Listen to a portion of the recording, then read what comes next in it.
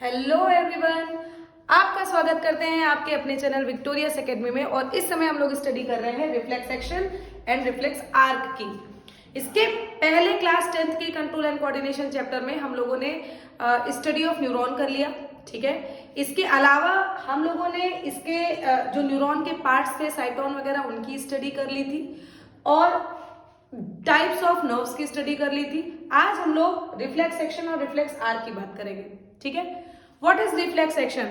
बच्चों, किसी भी कांटेदार पैर पर अगर कांटेदार जगह पर पैर पड़े, तुरंत पैर का मूव कराना।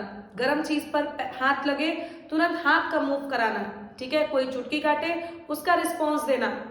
कैसा भी रिस्पॉन्स, जो क्विक रिस्पॉन्स हम लोगों को आता है, जो सडन रिस्पॉन्स हम लोगों को आता है, उसी को हम लोग कहते हैं रिफ्लेक्स एक्शन, ठीक है। तो the definition of reflex action is the sudden response to any stimulus is called reflex action. Yes, the quick response of any stimulus is called reflex action. ये बहुत तेज होता है, इसमें सेकेंड्स में काम हो जाता है आपका। तो it is rapid automatic response, इसमें कोई मशीनरी सिस्टम नहीं लगती है, ये तुरंत अपने आप ही हो जाना होता है। आंखों में कुछ पड़ेगा, आंखें ब्लिंक कर जाएंगी, नाक में कुछ जाएगा, छींक आ जाएगी, ठीक है। गले में कुछ गया, आपका खाना अगर इधर उधर, जैसे इधर बगल में ट्रैकिया होती है और विंड पाइप और फूड पाइप दोनों अगल बगल होता है, खाना अगर इधर उधर मूव कर गया, खांसी आ जाएगी। तो ये जो क्विक रिस्पॉन्स किसी भी स्टिमुलस के रिस्पेक्ट में आता है ना, उसी को हम लोग रिफ्लेक्स एक्शन कहते हैं। तो it is rapid automatic response. देखिए आपके सामने एग्जांपल लिखा हुआ है, blinking of eyes, sneezing, coughing, ये सब जो कॉमन एग्जांपल्स हैं वो सब क्या कहलाते हैं बच्चों? ये सब आपके रिफ्लेक्स एक्शन कहलाते हैं, ठीक है। अगर हम लोग बात करें तो दो प्रकार के रिफ्लेक्स एक्शन आपको देखने को मिलते हैं। कौन कौन से? एक कहलाता है स्पाइनल रिफ्लेक्स और दूसरा कहलाता है सेरिब्रल रिफ्लेक्स, या फिर उसी को हम लोग क्रेनियल रिफ्लेक्स कहते हैं। ये क्या बात हो गई? देखो बच्चों, अभी हम लोगों ने पार्ट्स ऑफ नर्वस सिस्टम नहीं पढ़े, नहीं तो आप लोगों को अभी क्लियर हो जाता कि what is brain and what is spinal cord. They are the main part of our nervous system which is controlled all over the action of your body. Clear? So the spinal reflex या फिर the reflex action which is controlled by the brain is called cerebral reflex, and the reflex action which is controlled by the spinal cord is called spinal reflex. मतलब अगर, और देखिए चूंकि हम लोगों को पता है स्पाइनल कॉर्ड क्या होता है, अभी नहीं भी पता तो कोई बात नहीं, थोड़ी सी जानकारी लीजिए। स्पाइनल कॉर्ड आपके पूरी वर्टिब्रल कॉलम के अंदर प्रेजेंट होता है, क्लियर। तो यानी कि पीछे के गले के पार्ट से लेकर पूरी बॉडी का मूवमेंट, ये पूरी बॉडी में जो नर्व्स गई होती हैं, कौन सी नर्व्स जाती हैं? तो आपका आंसर होगा स्पाइनल नर्व। तो बेटू ज्यादातर जो भी रिफ्लेक्स एक्शन कॉज होते हैं वो स्पाइनल कॉर्ड के द्वारा, यानी कि स्पाइनल नर्व्स के द्वारा ही कॉज होते हैं। तो जो रिफ्लेक्स एक्शन स्पाइनल कॉर्ड के द्वारा होते हैं, जैसे अगर किसी ने चुटकी काटी, आपका हाथ मूव कर गया, क्लियर। मतलब कुछ भी जो ये बॉडी पोस्चर कंट्रोल करता है, ये बॉडी पोस्चर दिखाता है रिफ्लेक्स एक्शन, वो रिफ्लेक्स एक्शन आपका स्पाइनल नर्व के द्वारा कंट्रोल होता है। और इस प्रकार के रिफ्लेक्स एक्शन को स्पाइनल रिफ्लेक्स एक्शन कहते हैं, स्पाइनल रिफ्लेक्स कहते हैं, क्लियर। और जो एक्शन आपके ब्रेन के द्वारा कंट्रोल होता है, उसी को हम लोग सेरिब्रल पार्ट कहते हैं, क्योंकि जब आप ब्रेन पढ़ोगे तो ब्रेन का मेन पार्ट आपका क्या कहलाता है? सेरिब्रम, इसलिए उसको हम लोग सेरिब्रल रिफ्लेक्स भी कहते हैं। तो बेटा जी एक बात कुल मिलाकर यहाँ पर पढ़ने वाली है कि the reflex action is controlled by two parts, one is spinal nerve, second is cerebral nerve. ये बात को बिल्कुल दिमाग में ध्यान में रखिए। डेफिनेशन पढ़ते हैं। मेनली हमारे शरीर में main reflex action spinal reflex action होता है। So the mainly reflex action are controlled by spinal cord and these reflex action are called spinal reflex action. पूरी की पूरी बॉडी हमारी कंट्रोल होती है इसी के द्वारा। And the some reflex action is controlled by brain, it is called cerebral reflex. जैसे इसका एग्जाम्पल दे रखा है, देखिए, contraction of pupil of eye in bright light. हम लोग जब तेज रोशनी में जाते हैं, तुम्हारी आंखें थोड़ी सी छोटी हो जाती हैं, अपने आप ही छोटी हो जाती हैं। और जब हम किसी भी रोशनी वाली जगह से अंधेरे में आते हैं, तुम्हारी आंखें साइज में बड़ी हो जाती हैं। ये कैसे होता है बेटा जी? ये सेरिब्रल रिफ्लेक्स एक्शन होता है, अपने आप हो जाता है। समझ में आया? तो ये बातें हो गई आपकी रिफ्लेक्स एक्शन की। इसका फटाफट स्क्रीनशॉट लीजिए, ठीक है। इसके बाद हम लोग पढ़ेंगे व्हाट इज रिफ्लेक्स आर्क। देखिए इसी रिफ्लेक्स एक्शन को रिप्रेजेंटेशन, अगर इसी रिफ्लेक्स एक्शन का रिप्रेजेंटेशन किया जाए तो वही आपका रिफ्लेक्स आर्क कहने में लगता है। जैसे इसकी पहले डेफिनेशन की बात करते हैं, रिफ्लेक्स आर्क के डेफिनेशन की बात करते हैं कि it is the pathway, it is the pathway और route of response for any stimulus is called reflex arc। या इसको हम लोग कह सकते हैं it is the representation of reflex action, it is the representation of reflex action। कुछ भी आप डेफिनेशन के फॉर्म में लिख सकते हो कि रिफ्लेक्स एक्शन को रिप्रेजेंट करना क्या कहलाता है, रिफ्लेक्स आर्क। अब रिफ्लेक्स आर्क में क्या क्या चीजें शामिल होती हैं, तो आप बात करोगे इट इन्वॉल्व्स, क्या क्या चीजें शामिल होती हैं। तो बेटू जी पहले नंबर पर कौन शामिल होता है, पहले नंबर पर तो आएंगे रिसेप्टर्स, ठीक है, रिसेप्टर्स। जब तक किसी स्टिमुलस को रिसीव करने वाला पार्ट नहीं होगा तब तक रिस्पॉन्स आने की संभावना ही नहीं रहेगी, पॉसिबिलिटी नहीं बनेगी। तो रिसेप्टर का क्या काम है, it receives stimulus, it receives stimulus. Second number पर कौन आएगा, सेकेंड नंबर पे आएंगे सेंसरी नर्व, सेंसरी नर्व।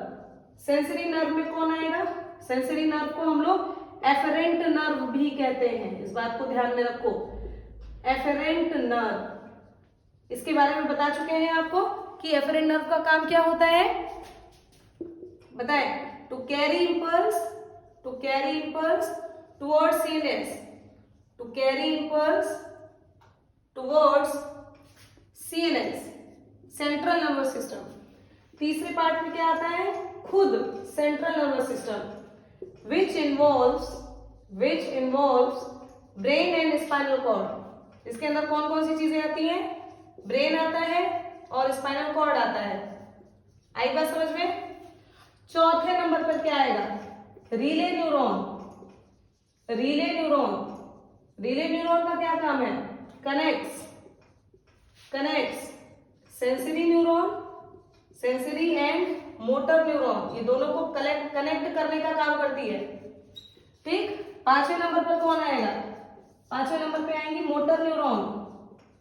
इस मोटर न्यूरॉन का दूसरा नाम इफरेंट न्यूरॉन, इस मोटर न्यूरॉन का दूसरा नाम efferent neuron. Efferent neuron to carry impulse towards effector, to carry impulse towards effector. और सबसे लास्ट में कौन आएगा बच्चों, सबसे लास्ट में आएंगे इफेक्टर्स। और इफेक्टर्स में कौन कौन आती हैं, मसल्स एंड ग्लैंड्स। तो इतनी चीजें आपकी मिलकर किसी भी रिफ्लेक्स आर्क का फॉर्मेशन करती हैं। इसको दिखाने के लिए हम लोगों ने इसके पहले भी इस फिगर को बनाया था, फटाफट एक बार और बनाते हैं। जैसे यहाँ पर अगर आपने रिसेप्टर लिया, ठीक है, रिसेप्टर लिया, इस रिसेप्टर से ले जाने वाला कौन कहलाता है बच्चे, सेंसरी न्यूरॉन कहलाता है ना, सेंसरी न्यूरॉन। पहुंचाया किसने, सीएनएस में, सीएनएस में ले जाने वाला कौन, बोले जल्दी फटाफट बोलते रहे, मोटर न्यूरॉन। मोटर न्यूरॉन से पहुंचा कहां, बोले जरा, इफेक्टर के पास, और आपको रिस्पॉन्स मिल गया। रिसेप्टर ने क्या लिया था एटमॉस्फेयर से, तो स्टिमुलस, और इफेक्टर ने क्या दिया एटमॉस्फेयर में, तो आपका आंसर होगा रेस्पॉन्स। ये जो आर्क जैसा स्ट्रक्चर बन रहा है इसीलिए इसको रिफ्लेक्स आर्क कहते हैं। इतना लिखने के बाद इस तरीके से फिगर को बना दीजिए, आपका काम हो गया।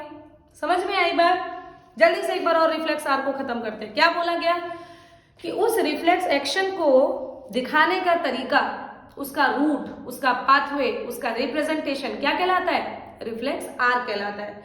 रिफ्लेक्स आर्क में क्या क्या चीजें शामिल होती हैं, स्टिमुलस को रिसीव करने वाला रिसेप्टर जो कि 5 सेंस ऑर्गन होते हैं, उस रिसेप्टर से ले जाने वाला सेंसरी न्यूरॉन, वो सेंसरी न्यूरॉन कहाँ जाकर मिलती है, सीएनएस में। सीएनएस में कौन कौन आता है, ब्रेन एंड स्पाइनल कॉर्ड। उससे फिर ले जाने वाला मोटर न्यूरॉन, कहाँ ले जाने वाला, इफेक्टर के पास। इफेक्टर में कौन कौन आता है, मसल्स और ग्लैंड। और उससे हमको मिल जाता है रिस्पॉन्स।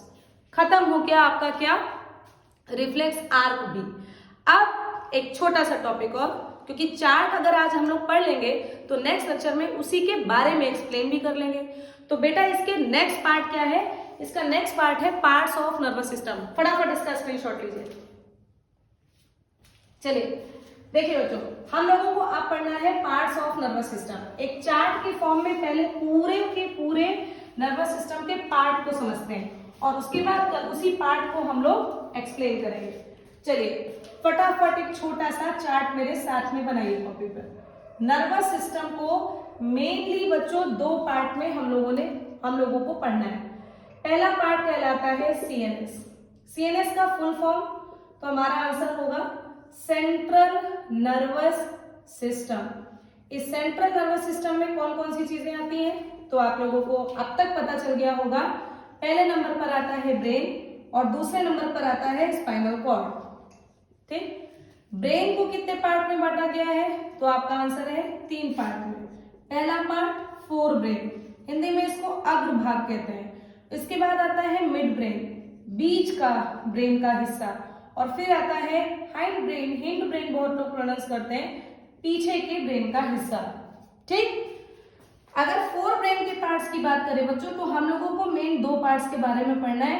एक सेरिब्रम, दूसरा ऑल्फैक्टरी लोब,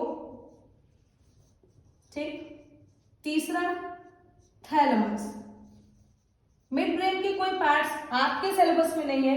हिंड ब्रेन में भी 3 पार्ट पढ़ने, सेरिबेलम, बेलम याद रखना भाई, फिर आएगा पॉन्स और फिर आएगा मेडुला। ये 3 पार्ट इसमें, मिड ब्रेन में कोई पार्ट नहीं पढ़ना। क्लियर, ये बातें हो गई आपकी सीएनएस की। जो दूसरा पार्ट होता है इसको हम लोग कहते हैं, सीएनएस के बाद दूसरा पार्ट हो जाएगा पीएनएस।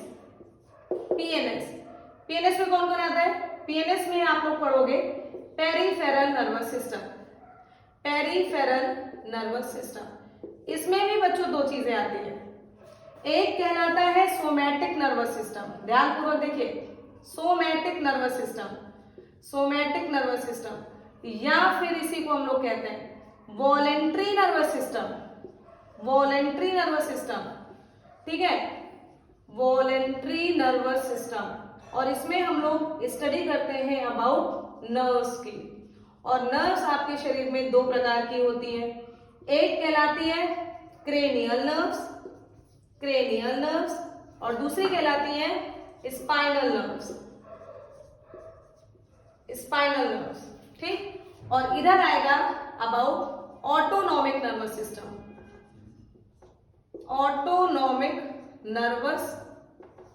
सिस्टम। ठीक, इसमें जितने देखिए, वॉलेंट्री का मतलब होता है ऐच्छिक, हमारी इच्छा के हिसाब से जो कार्यक्रम होते हैं वो इस नर्वस सिस्टम के द्वारा होते हैं। और जो ऑटोनॉमिक नर्वस सिस्टम की बात करेंगे तो जो इनवॉलेंट्री एक्शन जो आपके शरीर में कंट्रोल होते हैं वो ऑटोनॉमिक नर्वस सिस्टम के द्वारा होते हैं। तो बेटा इसमें भी हम लोगों को 2 नाम पढ़ने, ठीक है, इसमें भी हम लोगों को 2 नाम पढ़ने। इसमें पहला कहलाता है सिंपैथेटिक नर्वस सिस्टम और दूसरा कहलाता है पैरासिम्पैथेटिक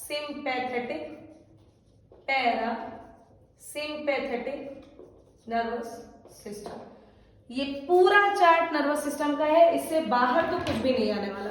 तो हम लोगों ने पहले आज पढ़ा रिफ्लेक्स एक्शन, फिर पढ़ा रिफ्लेक्स आर्क, फिर एक ही चार्ट के बारे में स्टडी की। इस चार्ट के बारे में जल्दी से देखें। नर्वस सिस्टम को मेन 2 पार्ट में बांटा गया है, एक सेंट्रल नर्वस सिस्टम, दूसरा peripheral nervous system. Central nervous system में आता है ब्रेन और स्पाइनल कॉर्ड। ब्रेन में 4 brain, mid brain, hind brain. 4 brain को फिर आगे फर्दर डिवाइड किया गया। इन सभी की स्टडी हम लोग नेक्स्ट वीडियो में करेंगे। पीएनएस को 2 पार्ट में बांटा गया है, वॉलेंट्री नर्वस सिस्टम या फिर सोमैटिक नर्वस सिस्टम में नर्व्स आती हैं और नर्व को 2 पार्ट में डिवाइड करके पढ़ते हो, जिनमें हम लोग करते हैं क्रेनियल नर्व्स और स्पाइनल नर्व्स के बारे में। ऑटोनॉमिक नर्वस सिस्टम को भी 2 पार्ट्स में डिवाइड करके ही पढ़ा जाता है, इसमें आता है सिंपैथेटिक नर्वस सिस्टम या फिर पैरासिम्पैथेटिक नर्वस सिस्टम। तो बच्चों ये रहा आपका चार्ट। नेक्स्ट लेक्चर की तैयारी आज से ही शुरू हो गई है, तो पढ़ते रहिए। Thank you.